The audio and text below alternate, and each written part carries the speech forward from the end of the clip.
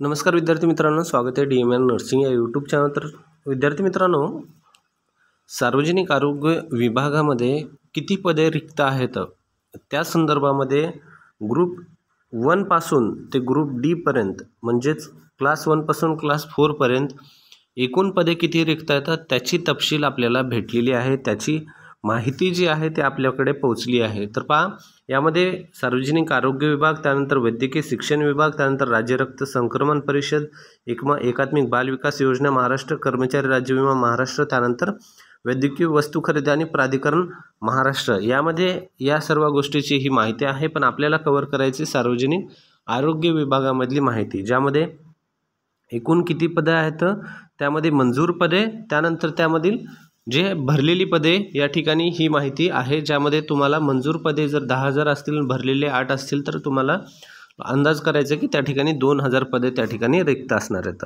तर पहा, व्हिडिओ थोडासा मोठा झाला तर स्किप नका करू, नक्कीच व्हिडिओला लाईक करायला विसरू नका जर तुम्हाला आवडला असेल तर, आणि ज्यांना तयारी करत आहेत त्यांना शेअर करा, जेणेकरून त्यांना एक माहिती भेटून जाईल की सध्या सार्वजनिक आरोग्य विभागामध्ये किती पदे उर्वरित आहेत, जेणेकरून त्यांना तयारी करण्यासाठी एक मदत भेटेल, एक दिलासा भेटेल, त्यांना किती खोलावर अभ्यास करायचा आहे।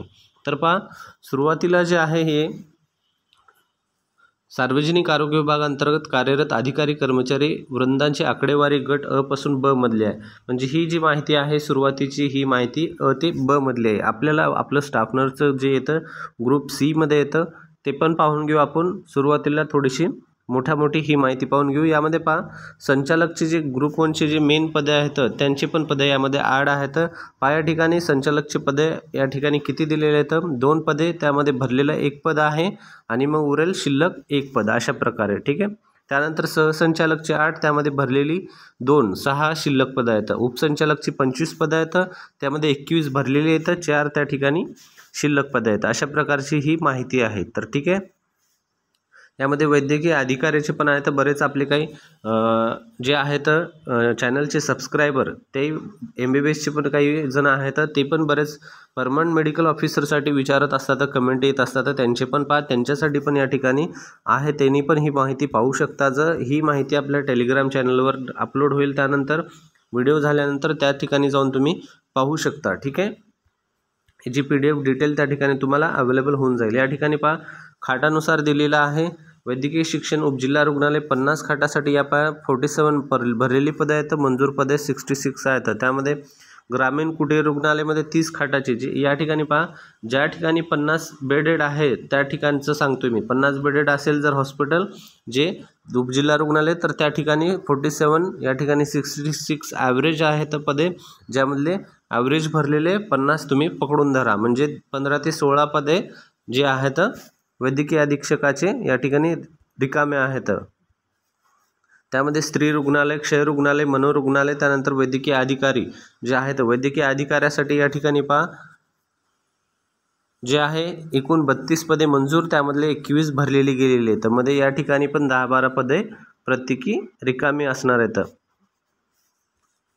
ठीक आहे। त्यानंतर पहा, क्षयरोग तज्ज्ञ आपलं क्षयकिरण टेक्निशियन, वैद्यकीय अधिकारी क्षयरोगमधला, त्यानंतर दंतशल्य चिकित्सक, हृदयविकार तज्ज्ञ, त्यानंतर हृदयविकार शस्त्रक्रिया तज्ज्ञ जे आहे ते ही पदे काही भरलेली नाही आहेत, पण मंजूर पदे या ठिकाणी आहेत भरपूर। त्यानंतर उच्च स्तराचे वैद्यकीय अधिकारी, त्यानंतर पहा अशा प्रकारची सर्व माहिती आहे। हे ग्रुप मधले वैद्यकीय अधिकारी जे आहे BMS वाल्यांसाठी आहे। BMS वाल्यांसाठी खूप महत्त्वाची माहिती पहा, या ठिकाणी जे आहेत एकूण पदे या ठिकाणी आहेत 1310, ज्यामध्ये भरलेली 735 आहेत, म्हणजे जवळपास या ठिकाणी आणखीन पदे आहेत। हे पहा, या ठिकाणचे जर 300 या ठिकाणचे 300 पकडले, जवळपास हे 600 ते 500 जवळपास एवढे पदे या ठिकाणी यांची आणखीन रिक्त आहेत। म्हणजे BMS वाल्यांसाठी पण परमनंटची भरती येणार आहे, लक्षात असू द्या। सार्वजनिक आरोग्य विभागाने ही माहिती जारी केलेली आहे, ज्यामध्ये एवढे पदांची रिक्त पदे आहेत जे की मंजूर झाल्यानंतरचे। त्यानंतर पहा, अधिसेविका जे आहे, अधिसेविका ग्रुप बी मध्ये मोडलं जातं, ज्यामध्ये 5 जागा आहेत, पण भरलेली मंजूर पदे या ठिकाणी 1 पण नाही आहे।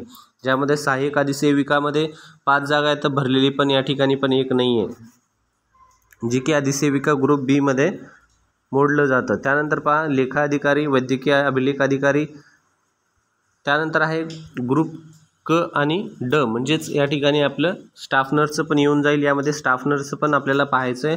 अधीक्षक, सहाय्यक अधीक्षक, वरिष्ठ लिपिक, कनिष्ठ लिपिक, त्यानंतर उच्च श्रेणी लघुलेखक, निम्न श्रेणी लघुलेखक, लघु टंक लेखक जे आहेत, लघु टंक लेखक मध्ये पहा किती सुटलेले आहेत या ठिकाणी 57 जागा आहेत, ज्यामध्ये मंजूरमध्ये आणि भरलेली जागा या ठिकाणी 30 आहेत. त्यानंतर पहा या ठिकाणी व्यवसायोपचार तज्ज्ञ, त्यानंतर मनोविकृती सामाजिक कार्यकर्ता, त्यानंतर प्रयोगशाळा जी की टेक्निशियनचं आहे, प्रयोगशाळा सहाय्यकसाठी आहे तर 598 आणि भरलेले 495, जवळपास या ठिकाणी पण 100 पदे कमी जास्त उपलब्ध आहेत. त्यानंतर MPWसाठी बहुउद्देशीय आरोग्य कर्मचारी गट क मधला 10% मधला 5491, त्यामध्ये 3800, जवळपास 1,500 या ठिकाणी पण पदे उर्वरित आहेत. त्यानंतर वैज्ञानिक अधिकारी ज्यामध्ये आरोग्य निरीक्षक गट क मधला 75% मधला या ठिकाणी पहा 1898 जागामधले 1300 भरलेले आहेत, म्हणजे या ठिकाणी पण 400-500 जागा जवळपास रिकाम्या आहेत. त्यानंतर परिसेविका जी की ANMसाठी असते, ठीक आहे. ANMचे परिसेविकाची पहा या ठिकाणी 1388 जागा आहेत, त्यामध्ये 1134 भरलेले आहेत, तर उर्वरित किती आहेत तुम्ही ते कॅल्क्युलेट करून पाहून घ्या, ठीक आहे. त्यानंतर पहा अधिपरिचारिका स्टाफ नर्स ॲक्च्युअल 9185 जागा आहेत, 9185, ठीक आहे. 9185 हे स्टाफ नर्सच्या जागा आहेत. यामधले मायनस करा तुम्ही 6952, ठीक आहे. 6952 मायनस केलं तर जेवढे जागा या ठिकाणी उरतात त्या जागा तुमच्या सध्या या शासनामध्ये भरणार आहेत, ठीक आहे. तर तुम्हाला याचा चान्स आहे, अभ्यास चालू करा. ह्या जागा कधी ना कधी भरल्या जाणारच आहेत. सध्या आचारसंहिता लागेल, आचारसंहिताच्या नंतर का होईना हे जागा भरली जाईल, कारण DHSमध्ये पहा ऑक्टोबरपर्यंत ऑलरेडी आपण पाहिलेलं आहे. ऑक्टोबरपर्यंत जे आहे 2023ची जी 22-23ची DHS होती त्यामधला 6 महिन्याचा एक्सटेन्शन पिरियड दिला होता. त्याचा व्हिडिओ पण आपण सोडलेला आहे. 6 महिन्याचा एक्सटेन्शन पिरियड सोडला होता. तो का सोडला होता? कारण 189 विद्यार्थी आहेत ते वेटिंगवाल्यांसाठी त्यांनी लेटर काढलं होतं. त्या लेटरचं कालावधी जो आहे ऑक्टोबरमध्ये संपतो. ऑक्टोबर जर मध्ये संपला त्यानंतर आचारसंहिता लागेल, आचारसंहिता संपून जाईल जानेवारीच्या जवळपास, मग तेव्हा तुम्हाला या ठिकाणी हे भरतीचे चान्सेस आहेत. त्यासाठी अभ्यास चालू ठेवा. तुमचा नंबर 100% लागणार आहे जर तुम्ही चांगला अभ्यास करत असाल तर. त्यानंतर पुढची माहिती पाहून घेऊ. पहा परिसेविका पाहिलं, अधिपरिचारिका पाहिलं, सहाय्यक अधिसेविका ज्यामध्ये 68 जागा आहेत, 58 भरले गेलेले आहेत, जवळपास 10 जागा या ठिकाणी पण उर्वरित असणार आहेत. त्यानंतर सहाय्यक आरोग्य परिचारिका जी की निर्देशिका अंतर्गत भरली जाते 267 आहेत, ज्यामध्ये 258 भरले गेलेले आहेत. या ठिकाणी जवळपास 9-10 पदे शिल्लक आहेत. अधिसेविका वर्ग 3 मधली जे आहे 36 पदे आहेत, 18 भरले गेलेले आहेत. ज्यामध्ये पिडियाट्रिक नर्स जे आहे बालरोगतज्ञ परिचारिका 193 जागा आहेत, स्पेशलाइज्ड नर्सेसच्या पदे आहेत, हे त्यामध्ये 93 पदे भरले गेलेली आहेत.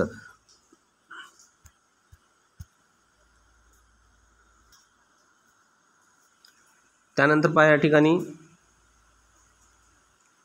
मनोरुग्ण तज्ज्ञ परिचारिका ज्यांचं मेंटल हेल्थमध्ये MSc वगैरे झालेले, ज्यांचं पिडियाट्रिकमध्ये MSc झालेले, स्पेशलाइज्ड नर्सेससाठी पण त्या जागा आहेत.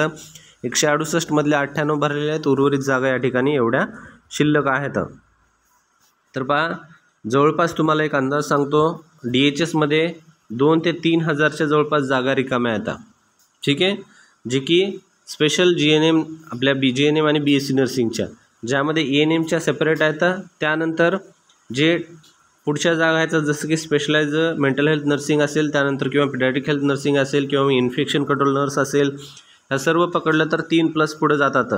3,000+ जागा होतात. त्यासाठी अभ्यास चालू ठेवा. ही भरती लवकरच येणार आहे विद्यार्थी मित्रांनो. आणि हा व्हिडिओ आवडला तर नक्की या व्हिडिओला लाईक, शेअर, सबस्क्राईब करा आणि फॉलो पण चॅनलला करायला विसरू नका. भेटूया पुढच्या व्हिडिओमध्ये.